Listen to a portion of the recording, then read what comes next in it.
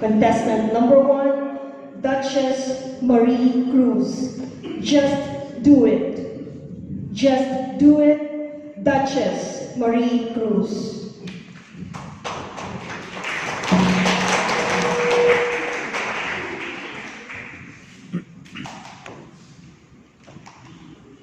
Have you ever risked your life for something because you just had to? Maybe risk your reputation when you dance in a company Christmas party. Or risk your pride when you married for the wrong reasons. Or maybe risk your own life and jump off a cliff. I did. It was an exciting weekend in July.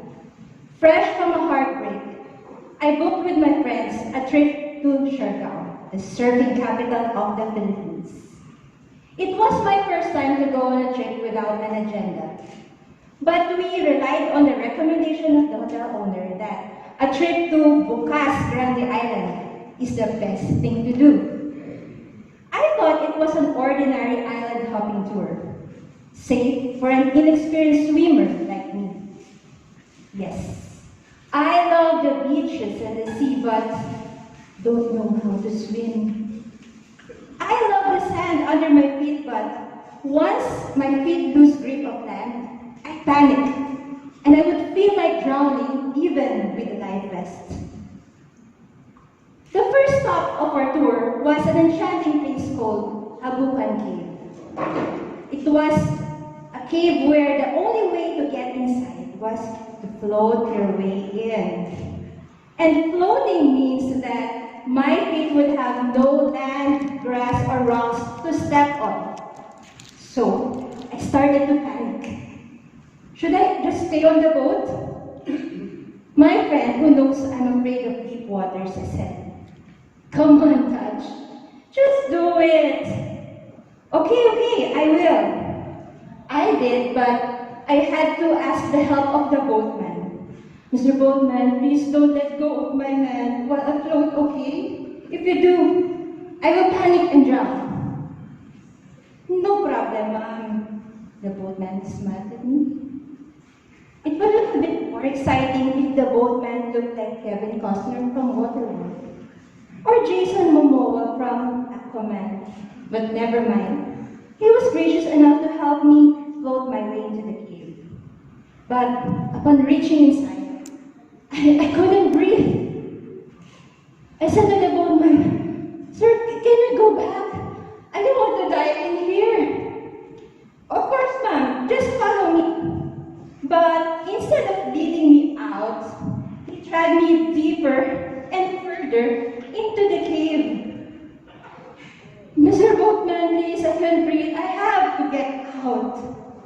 "Okay, ma'am, no problem. But first, let's take a picture. Smile." Of course, I don't want my pictures to show my real plight inside that cave. But kidding aside, I was lucky to get out alive. The second stop was a place called Sohoton Cave. This time, no floating, no swimming, so I didn't have second thoughts of waiting in the boat. But we had to climb through a narrow hole, climb through the stalactites to get inside. So I did, until we ended on a cliff where you could see the most majestic view of the horizon. The view was perfect. But wait, we were on a cliff. How were we supposed to get back? And then I saw that the people were one by one jumping off the cliff to get to our, which was dock below. I wanted to faint. Nobody told me I had to jump off a cliff at the end of this tour. Children's slides at the resort scare me much more jump off a cliff. I had to find another way to get out. More and more tourists were coming in, and with a narrow path to go back is not an option. I saw a rope on the side. Can I use the rope to rappel down the cliff? But of the guide said, "Ma'am, only the hopeless who have resigned to finding their forever can use that rope. And they tie it on their necks, not on the waist. You still have a chance, ma'am. Just go ahead and jump. Just do it." I thought I still wanted to meet my forever, so I found the courage to stand at the edge of the cliff. But I just stood there with my hands in my face. My friend was yelling at me from the boat, "Dad, jump, just do it." But I still wouldn't budge. Until finally, the boatman said, "Ma'am, if you want, we can jump together." And then things happened so fast. The boatman grabbed my waist from behind, swept my feet off the ground with his legs, and dragged me with him down into the waters below. You know, it has been my dream for a guy to sweep me off my feet, but not like this. I was underwater for about 10 seconds, but to me it felt like 10 minutes or more. You know, in the movies where the actor's life suddenly flashes before his eyes when he's about to die? That's what happened to me. I remember my childhood days, my school, my first kiss, my kids, up to my short, flirting moments with a man. Until I was finally up for air. I did it! I did it! I was able to do something I never thought I could do in my whole life. But now, I don't mind doing it again. Sometimes, life surprises us with things we don't expect. Things we are afraid to do because we haven't done it before. Challenges we feel we couldn't take at the start. But sometimes, all we have to do is go ahead and jump. Take the risk and just do it. After all, in this cliff called life, everything is a risk. I'm just joking. Why? Anybody here has seen The Sound of Music? May I have a show of hands? Great, thank you. Wasn't it a great movie? It was a feel-good movie. It was so positive. Every time I watch a rerun, I feel like I can climb every mountain, ford every stream. Okay, sorry, I got carried away. You see, life throws us dodgeballs, and it's up to us if we dodge them or if we get hit, just pick up our feet and reach for our dreams. Especially now that it's 2020. Do you realize that this is not just the start of a new year? It is the start of a new decade. Can you imagine setting your goals and dreams for the next 10 years? Ooh, that makes us feel excited, right? But achieving them is much, much better, I guarantee. But how do we achieve our dreams and our goals? Well, in the movie Sound of Music, in the scene where Maria, played by Jude, do you remember this when Maria was teaching the children how to sing? She said, when you want to sing, you begin with Do, Re, Mi. But when you want to read, you begin with A, B, C. Yes. I have my own formula to reach my dreams. A, B, C. A, attitude. The way we see things. Let me give you an example. See, every day I drive to work around 7 o'clock, and by about 7:30, 7:45, boom! I'm in EDSA. That means I'm stuck in traffic. And so I start to mumble and grumble, and my world starts to crumble, and I go, what are the politicians doing with my taxes? Well, there's so many uneducated drivers, there's so many cars, so much pollution, climate change, there is no hope for the Philippines. Or, I wake up 30 minutes earlier and spare me the irritation. Correct? Attitude. What about belief? B. Believe in yourself. Confidence. Are you confident confident of reaching your dreams?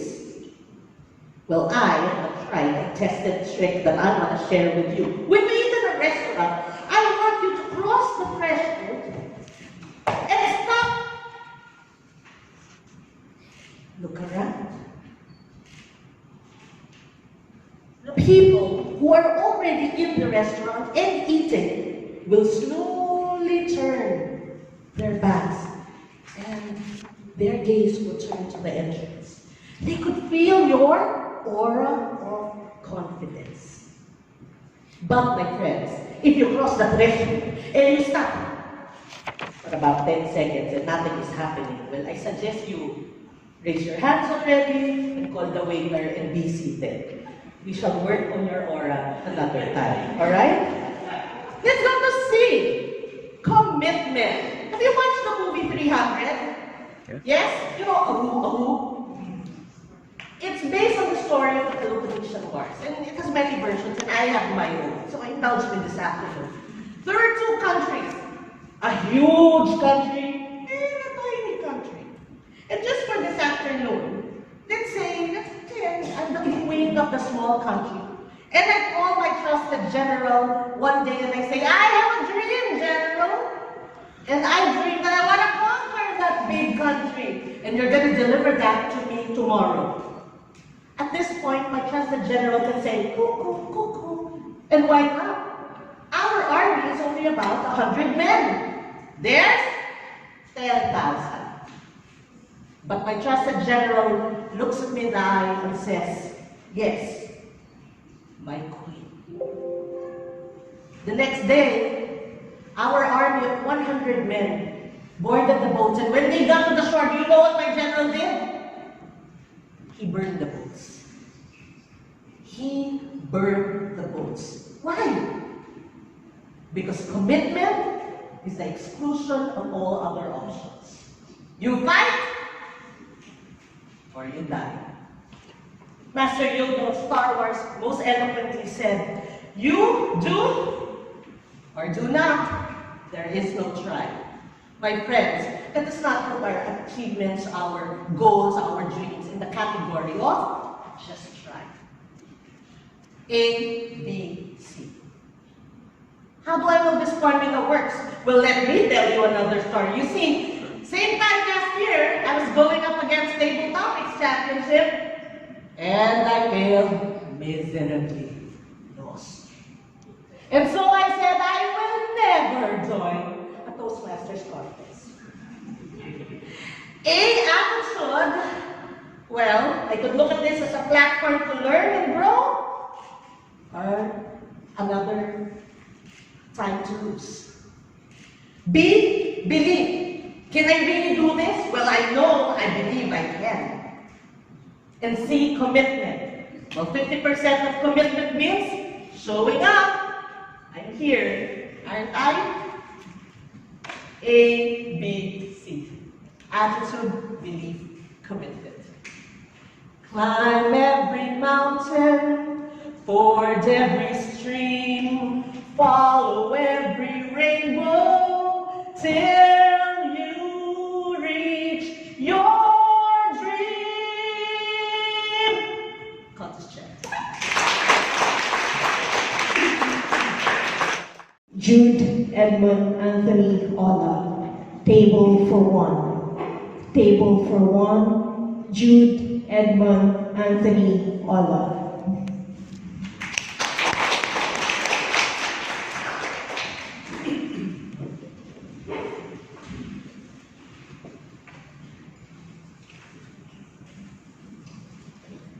Have you ever seen someone eating alone in a restaurant?